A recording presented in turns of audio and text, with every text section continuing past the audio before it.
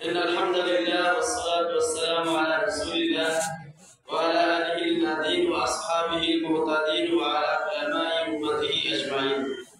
وبعد দারুন নাজাত সিদ্দিকিয়া কামিল মাদ্রাসা কর্তৃক আয়োজিত খতমে বুখারী 2024 উপলক্ষে আজকের এই মহৎ মাহফিলের সম্মানিত প্রধান অতিথি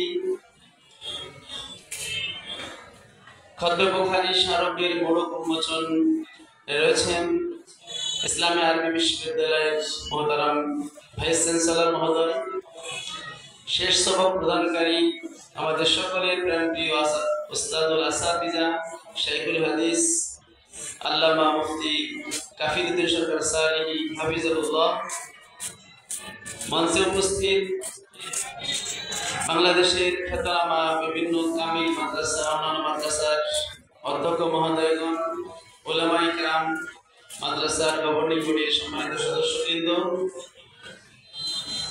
এবং সামনে উপবিষ্ট আমার শিক্ষার্থী বন্ধুরা, এলাকার দিনদরদি মুসলিম ভাইরা, প্যারে হাজিরিন, আমরা আজ অত্যন্ত গুরুত্বপূর্ণ একটি সভায় একটি মাহফিল একত্রিত হয়েছি।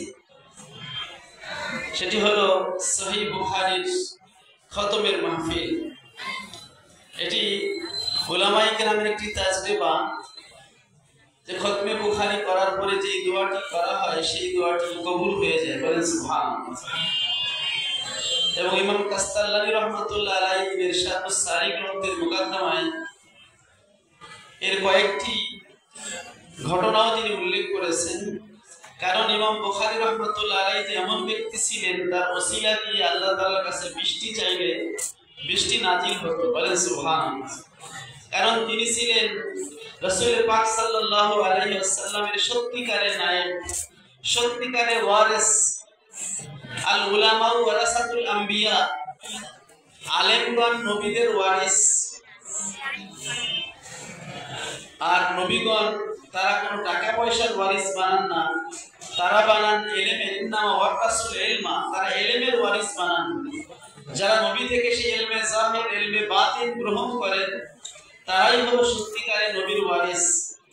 আর নবী সাল্লাল্লাহু আলাইহি ওয়াসাল্লামের ওসিলা দিয়ে যেমন বৃষ্টি চাইলে আল্লাহ তাআলা বৃষ্টি দিতেন, হযরত ওমর ফারুক রাদিয়াল্লাহু আনহু তিনি নবীর চাচার ওসিলা দিয়ে বৃষ্টি চেয়েছেন, বৃষ্টি পেয়েছেন।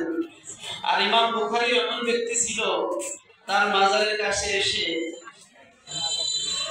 যখন বৃষ্টি কামনা করা হতো তখন বৃষ্টি নাজিল হতো, আল্লাহর রহমতের বারিধারা নাজিল হতো, বলেন সুবহানাল্লাহ। ইমাম বুখারী রাহমাতুল্লাহ আলাইহির জীবনীতে এই ধরনের ঘটনা ভরপুর রয়েছে।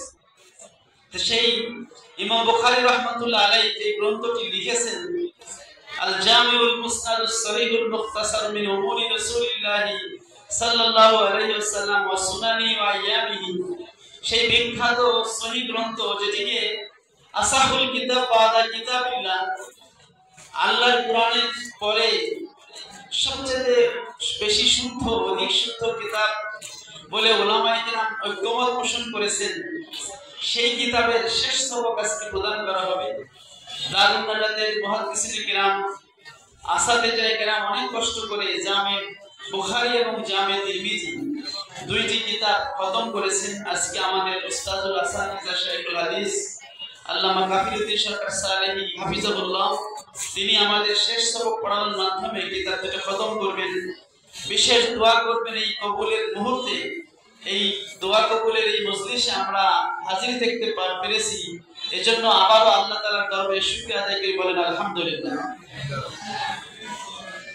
খতমে বুখারী মাহফিল এটা দারুন নাজাতের ইতিহাসে এবার 14তম মাহফিল।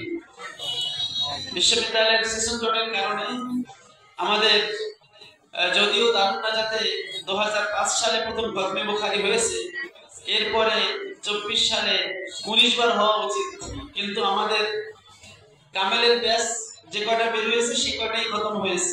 অনেক ব্যাচ এখন আমাদের শিক্ষার্থী যারা 21-22 শিক্ষাবর্ষে আছে, তারা 20-21 শিক্ষাবর্ষে যারা আছে তাদের খতমে বুখারী হচ্ছে। অথচ এখন হচ্ছে আমরা 24 সালে অবস্থান করছি। 20-21, এরপর 21-22, 22-23, 23-24 থাকার কথা।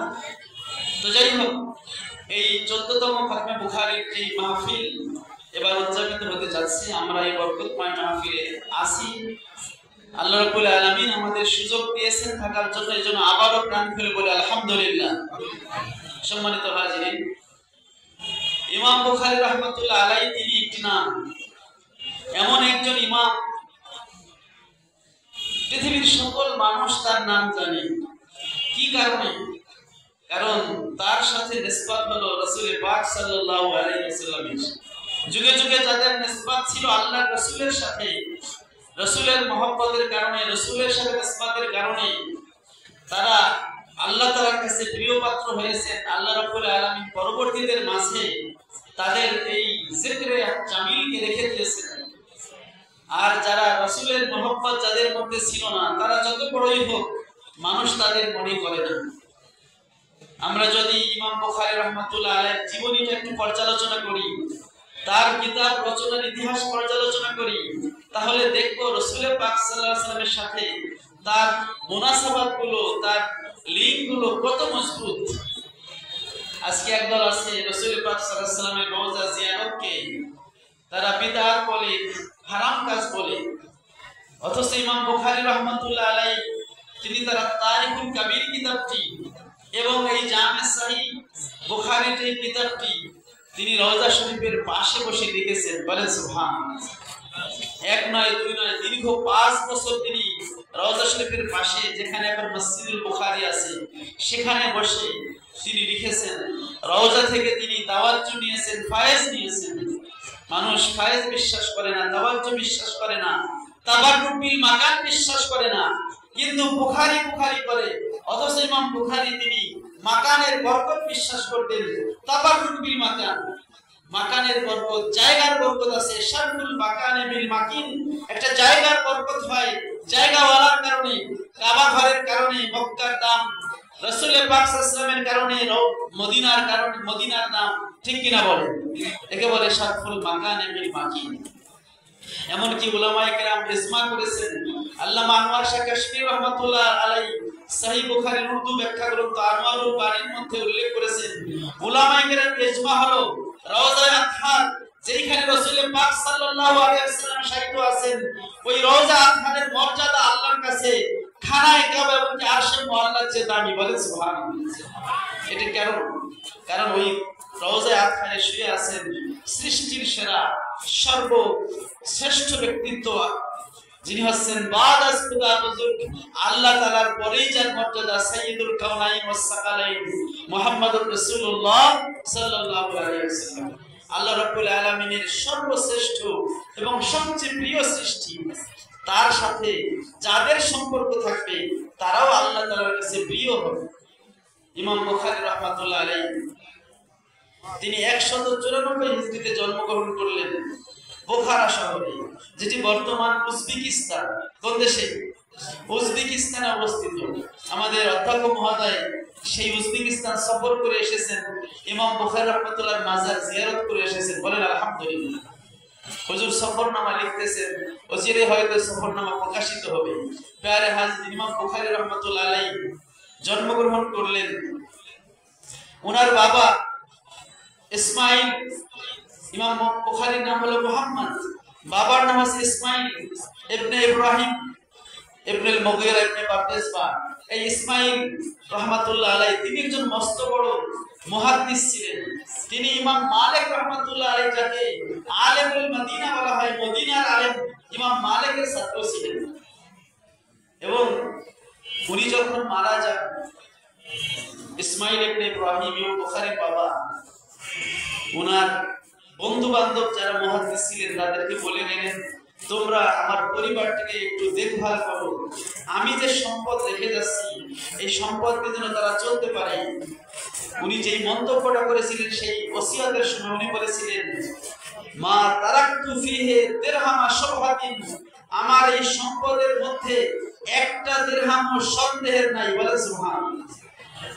সবটা হালাল রুজি।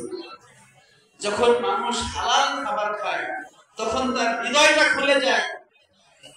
আমরা যখন হারাম খাবার খাই আমাদের হৃদয়টা অন্ধকার হয়ে যায়। ইবাদতের 10 ভাগের 9 ভাগ হলো হালাল খাবারের মধ্যে।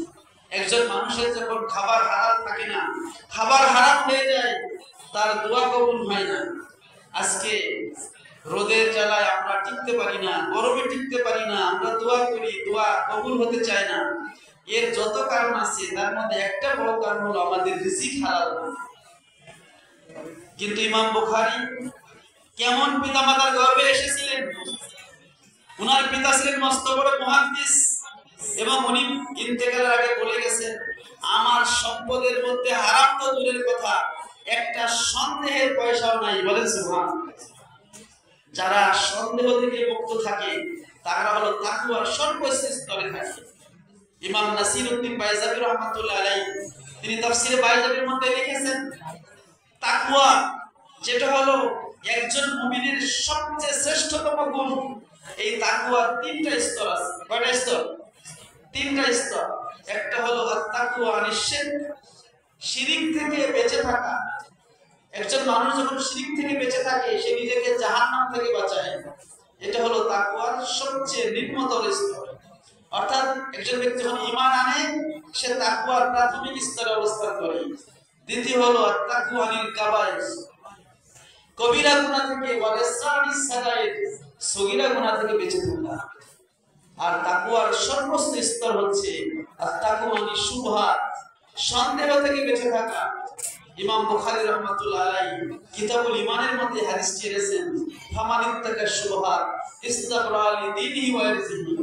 ইমাম আবু দাউদ রাহমাতুল্লাহ আলাইহি বলেছেন যে আমি 5 লক্ষ হাদিসকে যাচাই বাছাই করে 4800 হাদিস দিয়ে আমার সুনান আবু দাউদ লিখেছি, কিন্তু এর মধ্যে 4টা হাদিস এমন আছে, এই 4টা হাদিস যদি কেউ আমল করে তো সব হাদিস আমল করা হয়ে যায়। বলেন সুবহানাল্লাহ। এরকম মাদারুল হাদিস, হাদিসের ভিত্তি হাদিস, মূল হাদিস কয়টা? অনেক আলেমরা এই 4টা হাদিসের মতামত দিয়েছেন। ইমাম নববী রাহমাতুল্লাহ আলাইহি তিনি আলেমদের মতামতগুলো একত্র করেছেন। ইমাম তিরমিজি, আবু দাউদ বলেছেন 4টা হাদিস কি কি, অমুক ইমাম বলেছেন 4টা হাদিস কি কি। তো দেখা গেছে সব আলেমরা 2টা হাদিসের ব্যাপারে সবাই একমত, আর বাকি 2টা বলতে গিয়ে কেউ এটা বলেছেন কেউ ওটা বলেছেন। তো সব মিলে দেখা গেল মোট হাদিস হয়েছে 30টা। কয়টা? তিনি কিতাবুল আসকারের মধ্যে সেই 30টা হাদিস লিখে দিয়েছেন। যেই 2টা হাদিস সবার মতে ওই 4টা হাদিসের, ইসলামের মৌলিক 4টা হাদিসের অন্তর্ভুক্ত। তার মধ্যে একটা হলো হাদিসুন নিয়াত, দ্বিতীয় হলো আল হাদিসুল আল হালালু বায়্যিনুন ওয়াল হারামু বায়্যিনুন ওয়া বাইনাহুমা মুশতাবিহাত ওয়া বাইনাহুমা উমুরুন মুশতাবিহাত। হালাল স্পষ্ট, হারাম স্পষ্ট, এর মধ্যে কিছু মুশতাবিহাত, কিছু সন্দেহের বিষয় আছে। লা ইয়ালামুনা কাসীরুম মিনান নাস, অনেক মানুষ এই সন্দেহের বিষয়গুলো জানে না। স্পষ্ট হালাল, চুরি করা এটা হারাম, জিনা করা হারাম, গীবত করা হারাম, ঘুষ খাওয়া হারাম, সুদ খাওয়া হারাম, সবাই জানে। নামাজ পড়া হালাল, সালাম দেওয়া হালাল, হজ করা হালাল, যাকাত দেওয়া হালাল, রোজা রাখা হালাল, এগুলো সবাই জানে।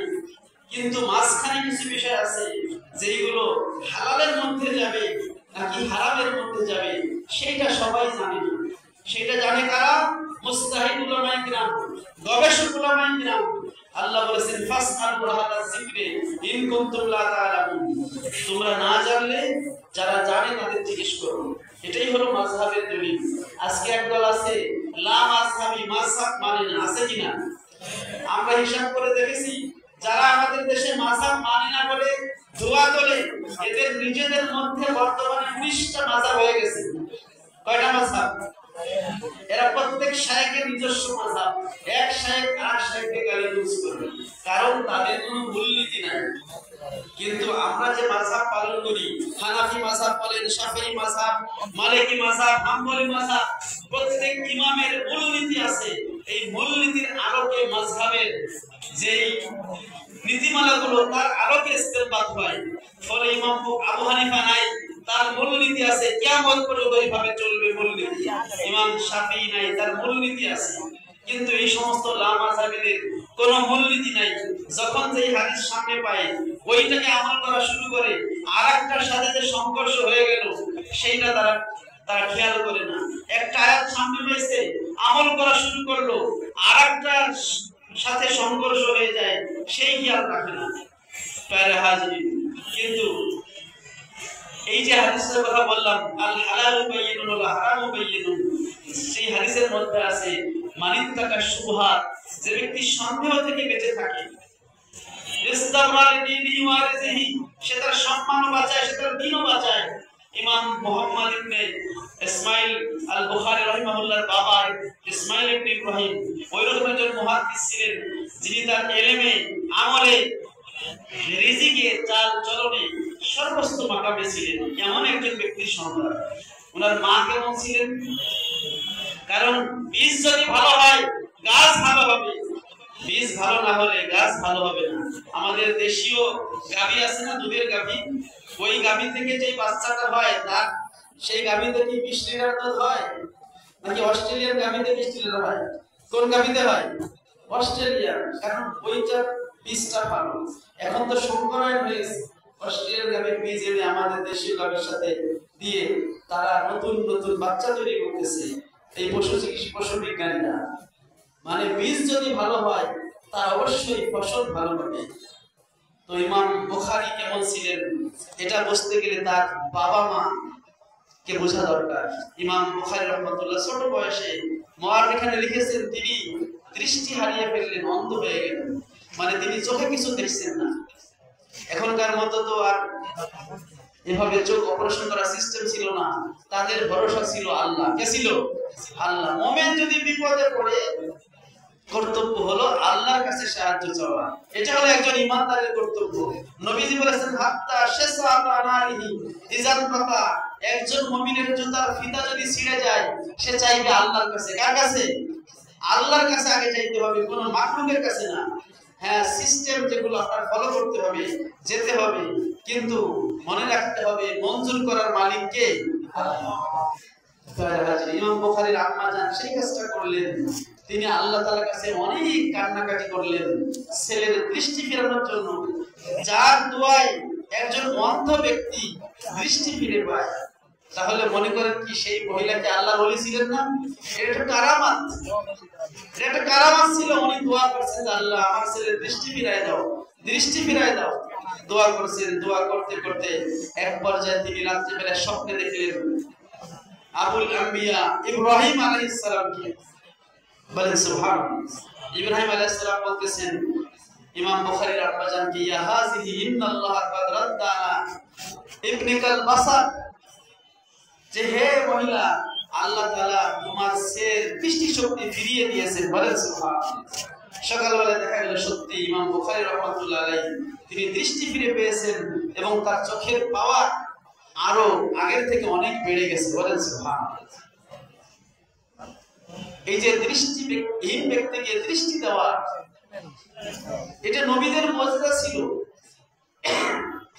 ঈসা আলাইহিস সালামের কাছে যখন কোনো জন্ম অন্ধ যাইতো, ঈসা আলাইহিস সালামের মুজিজা, তিনি চোখের মধ্যে হাত বুলাই দিতেন, ভালো হয়ে যেত। বলেন সুবহানাল্লাহ।